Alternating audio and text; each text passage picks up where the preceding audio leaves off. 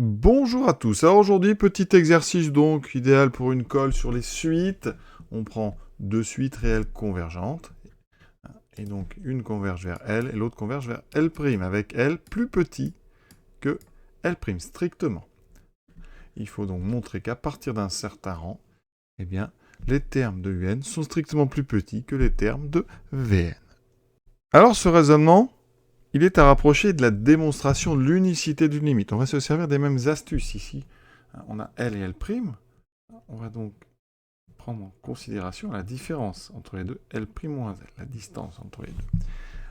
La suite UN converge vers L. Ça veut dire quoi? Ça veut dire qu'à partir d'un certain moment, vous allez être dans un intervalle centré autour de L, dont le rayon peut être choisi.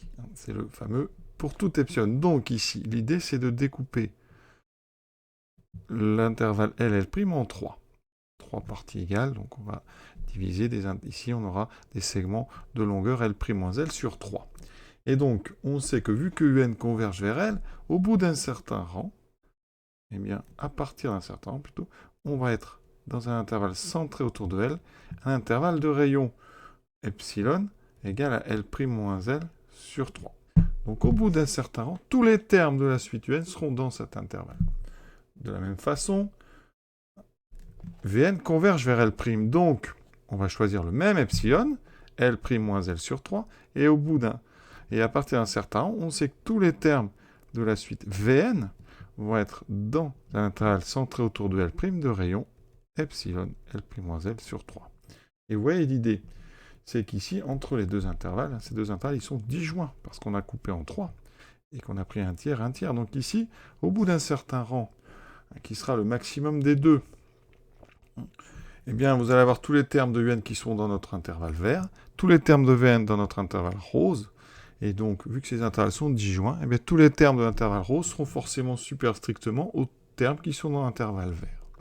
Et donc, à partir d'un certain rang, UN va toujours être strictement plus petit que Vn. Maintenant, on formalise ça.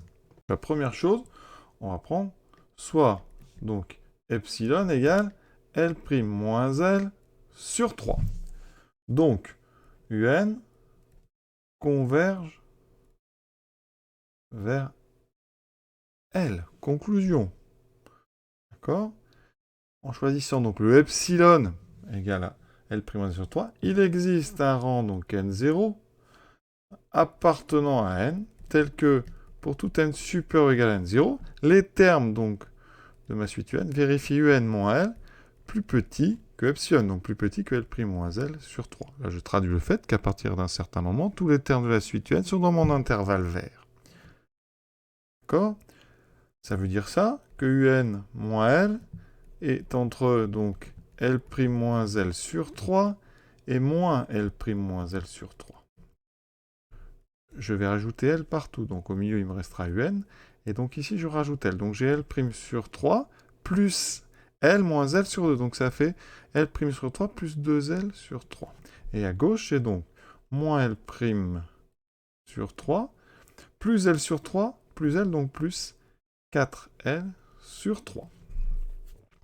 Donc, conclusion, pour tout n supérieur ou égal à n0, un appartient donc à un intervalle qui est moins L' sur 3 plus 4L sur 3, L' sur 3 plus 2L sur 3. On garde ça et on va faire pareil avec Vn. Vn converge vers L'. Donc il existe un rang qui n'est pas le même, forcément. Ça peut être le même, il n'y a pas de raison. Donc je vais l'appeler N1.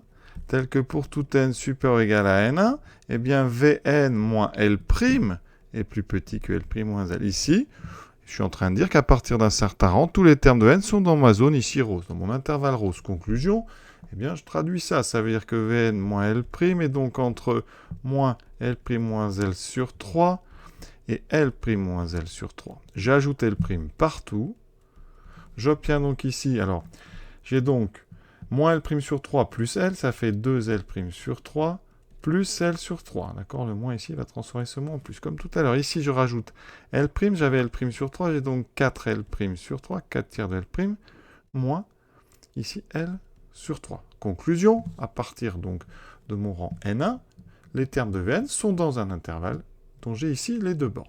Donc je l'écris pour tout n supérieur ou égal à N1, Vn appartient donc à l'intervalle, donc 2L' sur 3 plus L sur 3, 4L' sur 3 moins L sur 3. Maintenant, il reste à montrer que ces deux intervalles sont disjoints. Donc je vais prendre ici, alors je vais l'entourer, la borne ici maximale du premier et la borne minimale du deuxième. Et je vais montrer eh bien, que la première est plus petite que la deuxième. Donc je vais calculer, alors je vais vous donner des noms comme ça. Ici, je vais donc appeler ça B,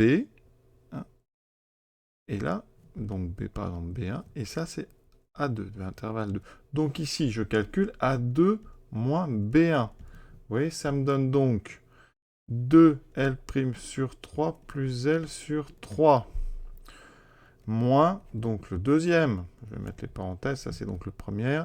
La deuxième, L' sur 3 plus 2L sur 3. Il faut montrer que ça, c'est donc ici strictement positif. Donc, ça me fait 2L' sur 3 plus L sur 3 moins L' sur 3 moins 2L sur 3.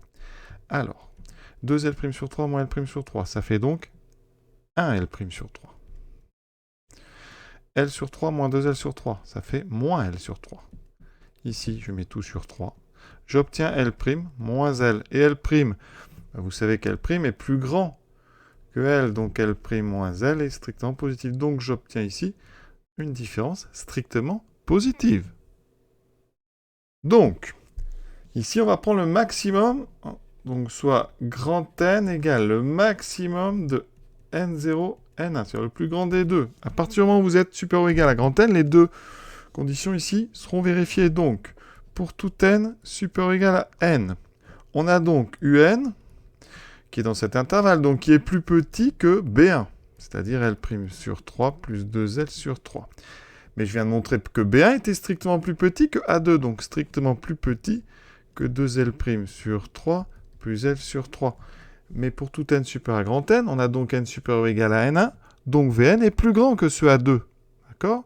Donc ici, Vn, il est à droite. Et donc vous voyez qu'ici, eh bien, on a pour tout n supérieur à grand N, Un plus petit ou égal à ça, strictement plus petit que ça, inférieur ou égal à Vn. Donc la conclusion, mais vous voyez, c'est que ici, Un est donc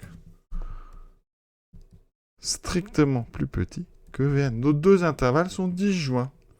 D'accord? Et donc, grâce à notre A2 moins B1 qui est strictement positif, on arrive à montrer que quel que soit n supérieur au max de N0, N1, eh bien on a bien Un strictement plus petit que Vn. Donc à partir d'un certain rang, les termes du N sont tous strictement plus petits que les termes de Vn. Voilà, cette démonstration est terminée. Je vous souhaite une bonne fin de journée à tous et à bientôt.